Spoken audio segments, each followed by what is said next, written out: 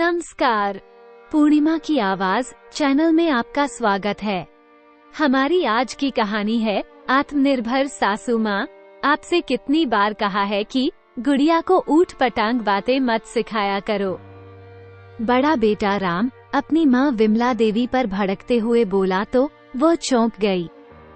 पर बेटा, मैंने ऐसा क्या सिखा दिया गुड़िया को जो तुम इतने नाराज हो रहे हो? इतने में उनकी बड़ी बहू सोनिया बाहर निकली और कहने लगी, माँ जी, आज सुबह से आपके गांव की भाषा में न जाने क्या क्या बड़बड़ा रही है हमारी बच्ची।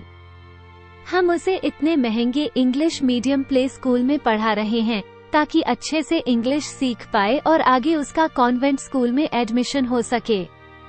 लेकिन आप हैं कि हमारी सारी कोशिशों पर पानी फेरने पर तुली हुई है। विमला देवी जी हैरानी से बेटे और बहू की बातें सुनती जा रही थी और इतने में बहू अपने पति राम से बोली, सुनिए जी, आपकी माँ की गंवारों वाली भाषा तो हमारी बच्ची का भविष्य बर्बाद कर देगी।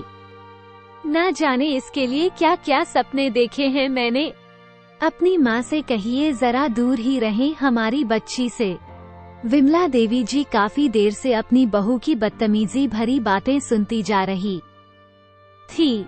बड़ी बहू तीर के समान चुभने वाले शब्द अनवरत बोलती जा रही थी और बड़ा बेटा राम सामने चुपचाप खड़ा था, या यूं कहो कि अपनी पत्नी के व्यवहार को सहमति दे रहा था। 6 महीने पहले ही पति के देहांत का गम झेल चुकी विमला जी आए दिन अपनी बहुओं के तानों का शिकार बनी रहती हैं। विमला जी के 2 बेटे और बहुएं हैं। बड़े बेटे राम की एक बेटी है जिसे सब लोग प्यार से गुड़िया बुलाते हैं और छोटे बेटे लक्ष्मण की 1 वर्ष पहले ही शादी हुई है। हुआ यूं था कि विमला देवी जी अक्सर काम करते हुए अपने गांव के लोक गीत गुनगुनाया करती थी और इन गीतों के साथ जुड़ी अपनी बचपन की यादें ताज़ा कर लिया करती थी। एक दिन गुड़िया ने अपनी दादी को ये गीत गाते हुए सुन लिया और तोते की तरह कुछ शब्दों को रट लिया। नतीजतन बड़ी बहू ने इतना बड़ा बवाल खड़ा कर दिया। दरअसल यह मुद्दा तो केवल एक बहाना था अपनी सास पर रौब जमा कर रखने के लिए। बहू जानती थी कि उसकी सास बिल्कुल सीधी साधी है, इसलिए उन्हें दबाकर रखने के लिए वो आए दिन कोई न कोई मुद्दा उठाकर कलह शुरू कर देती थी और राम को हमेशा अपनी पत्नी की बातें ही सही लगती थी। अब तो अपनी जेठानी की देखा देखी छोटी बहू भी अपनी सास की बिल्कुल इज्जत नहीं करती थी, लेकिन पति की मृत्यु के बाद विमला जी अपने होंठ सी कर रहना ही उचित समझती थी। वैसे ये पहली बार नहीं था जब विमला जी को कम पढ़ा लिखा होने के कारण बातें सुनने को मिली हों। कारण ये था कि विमला गांव के सरकारी स्कूल में पढ़ी थी, जहां अंग्रेजी विषय पर कुछ खास ध्यान नहीं दिया जाता था।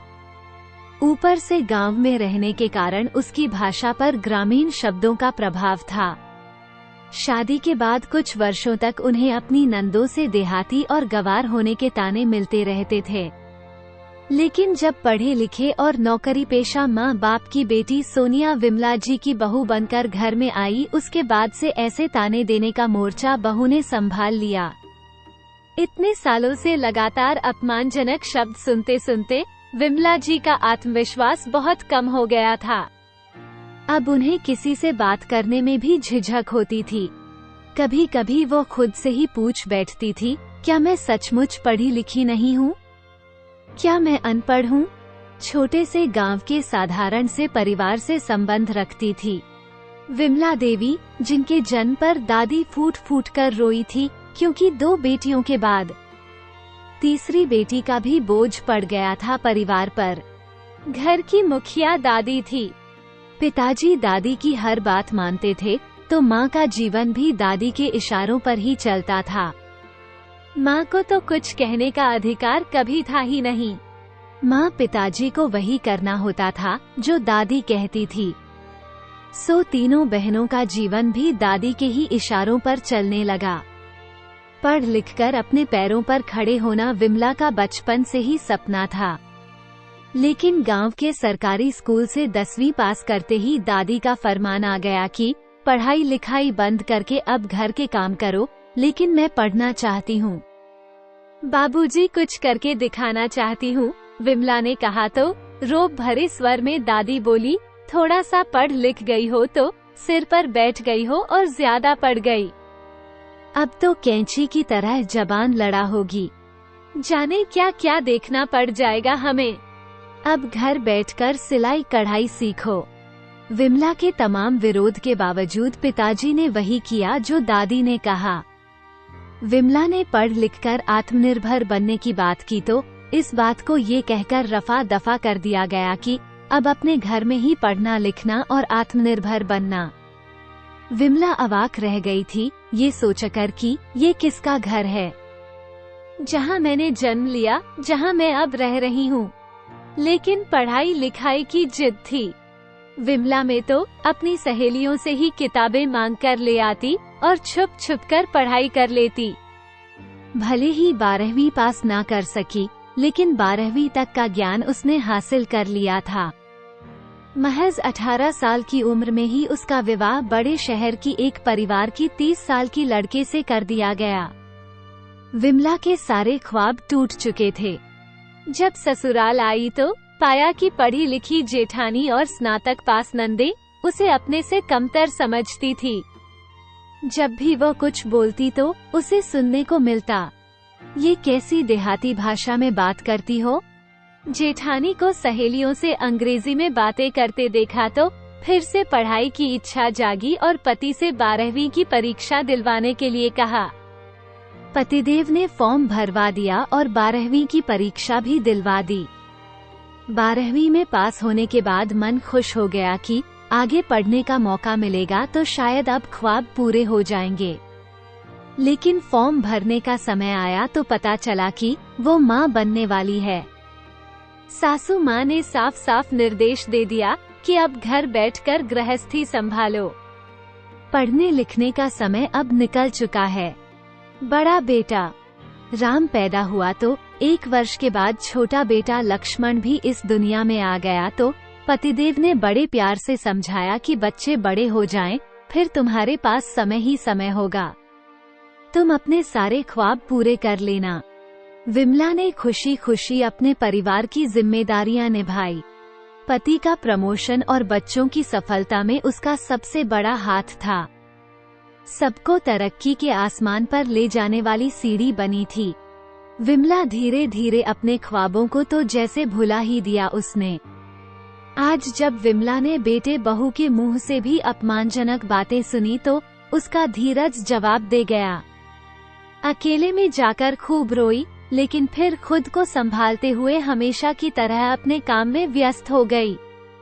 शाम को विमला खरीदारी के लिए मार्केट गई तो भीड़ में से अचानक एक आवाज उसके कानों से टकराई। विमला, ओह विमला। विमला को ये स्वर कुछ जाना पहचाना सा लगा। फिर सहसा बोली, रज्जो। पीछे मुड़कर देखा तो रज्जो ही खड़ी थी। इतने सालों बाद अपनी बचपन की सहेली से मिलकर विमला का चेहरा खुशी से खिल उठा। वो बच्चों की तरह चहक उठी। चल पास के रेस्टोरेंट में चलकर बैठते हैं, रज्जो ने कहा तो विमला बोली, इतने सालों बाद तो यहाँ इसी शहर में मिलेगी, मुझे तो अंदाजा ही नहीं था। तो रज्जो ने कहा, विमला, मेरी यहाँ के गर्ल्स कॉलेज में प्रिंसिपल के तौर पर पोस्टिंग हुई है। सो मेरे पति ने भी यहाँ पर ही ट्रांसफर करवा लिया और बच्चे भी अब सेटल हो गए हैं।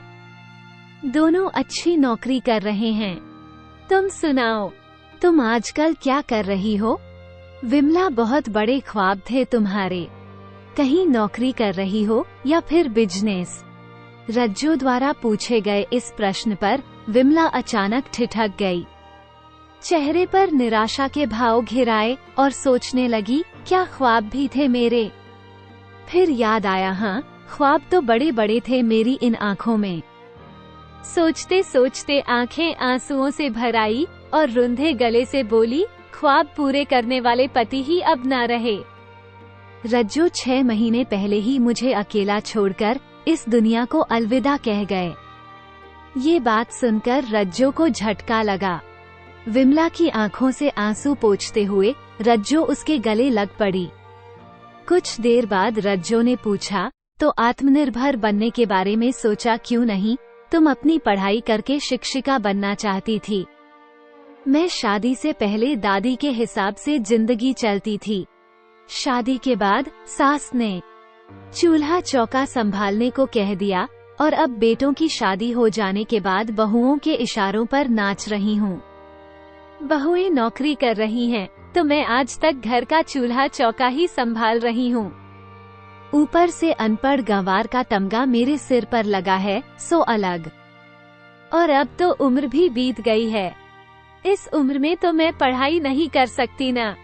ख्वाब पूरे न कर पाने की वर्षों पुरानी टीस आज विमला के आंसुओं के जरिए बाहर आ निकली। रज्जो अवाक रह गई और हैरानी से उसे देखती रही। फिर अचानक गुस्से में बोली, क्यों, अभी कौन सा समय बीत गया है और क्या हुआ है तेरी उम्र को? लेकिन रज्जो, अब अपने ख्वाब पूरे करने निकलूंगी तो सबसे पहले तो अपने ही घर के लोग मुझ पर हंसेंगे और जगह हंसाई होगी सो अलग। विमला, तू तो ऐसी न थी। मेरी सहेली विमला तो कभी हार नहीं मानती थी। मेरी बात ध्यान से सुन, लोग एक दिन हंसेंगे, दूसरे दिन बोलेंगे, फिर तीसरे दिन भूल जाएंगे। तू लोगों की मत सोच। तू वो कर जो तुझे करना है, जो तुझे खुशी देता है। ये बात हमेशा याद रखना कि जिंदगी तुम्हारी है, लोगों की नहीं। विमला अपने अंदर की उस चुलबुली और बेबाक लड़की को जगा जो अपनी दादी के सामने भी बोलने की हिम्मत रखती थी। तू आज भी वो सब कुछ कर सकती है जो उस समय कर सकती थी। हो सकता है पहली बार में सफलता ना मिले, लेकिन तुम हिम्मत रखकर डटी रहना। हार कभी मत मानना, सफलता तुम्हारे कदम चूमेगी। रज्जो ने विमला को अपना विजिटिंग कार्ड दिया और बोली, जब भी तुम्हें अपनी पढ़ाई शुरू करनी हो तो मुझसे आकर मिल लेना। मैं तुम्हारे लिए कॉलेज में स्पेशल क्लासेस का प्रबंध करवा दूंगी। सहेली की बातों ने विमला में जैसे नई हिम्मत का संचार कर दिया। उसे ऐसे लगा जैसे किसी ने उसे गहरी नींद से जगाया हो। जैसे जैसे वह घर की ओर बढ़ती जा रही थी, उसके दिल में अपने वजूद की पहचान बनाने के लिए तड़प भी बढ़ती जा रही थी।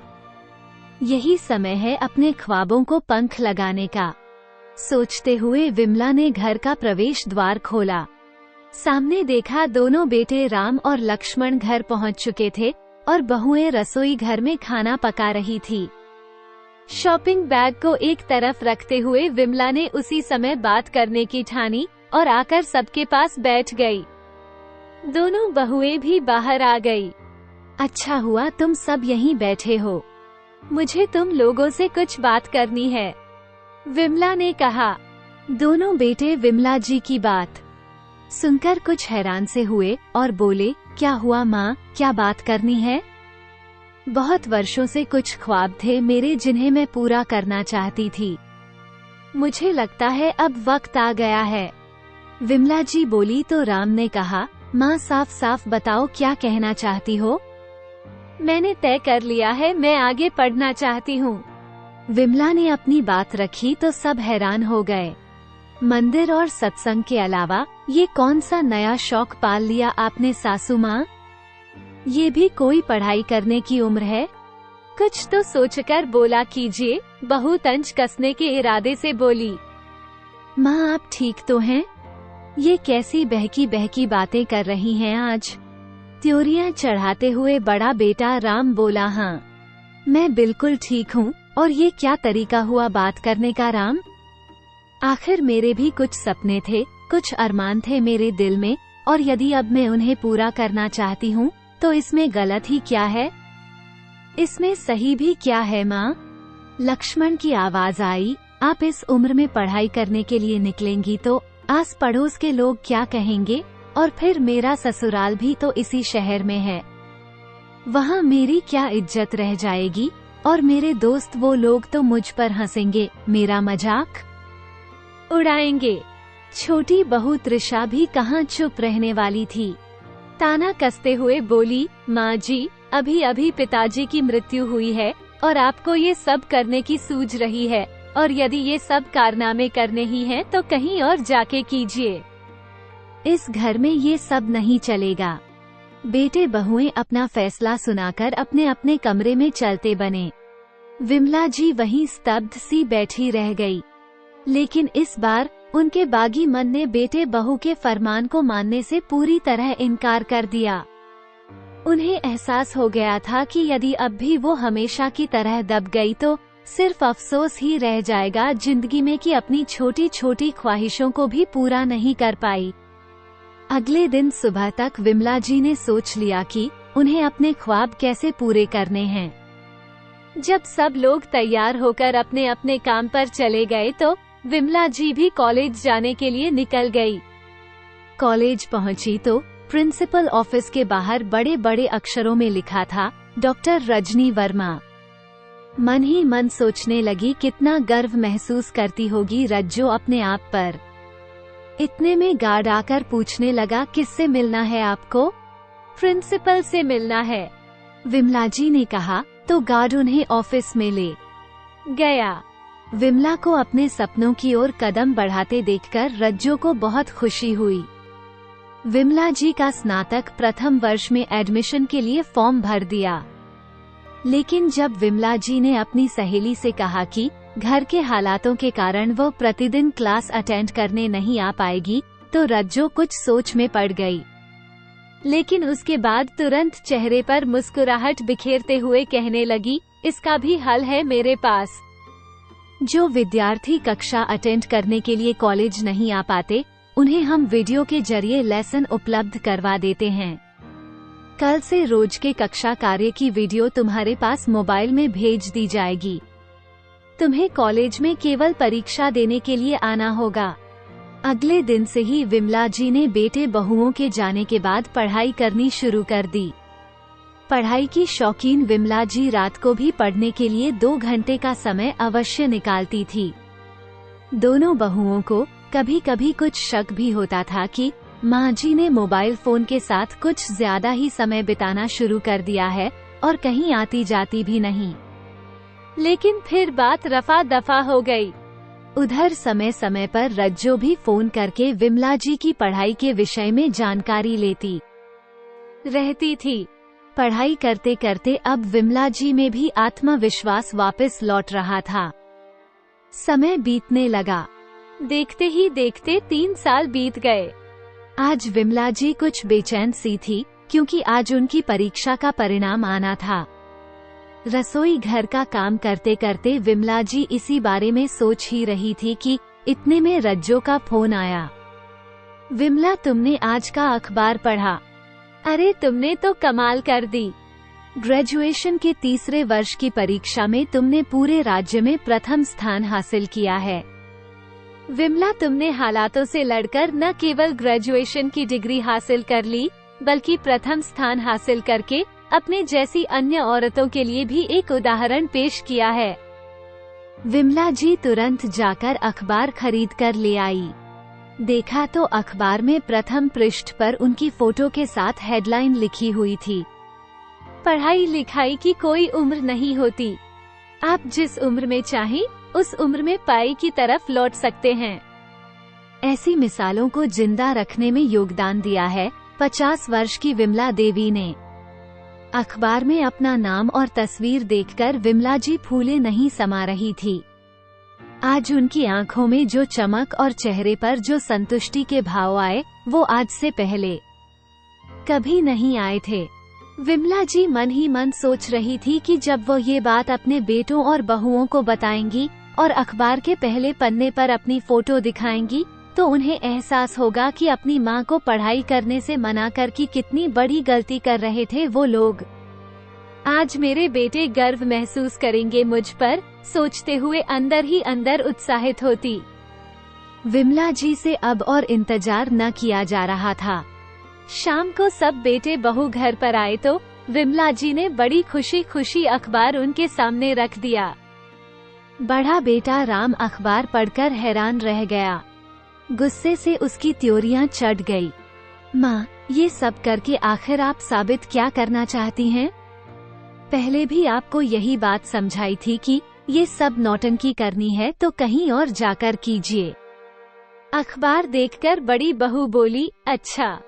तभी मैं सोच रही थी इतने दिनों से माँ जी फोन पर क्या कर रही हैं? तो ये गुल खिला रही थी आप। बहू थोड़ा तमीज से बात करो।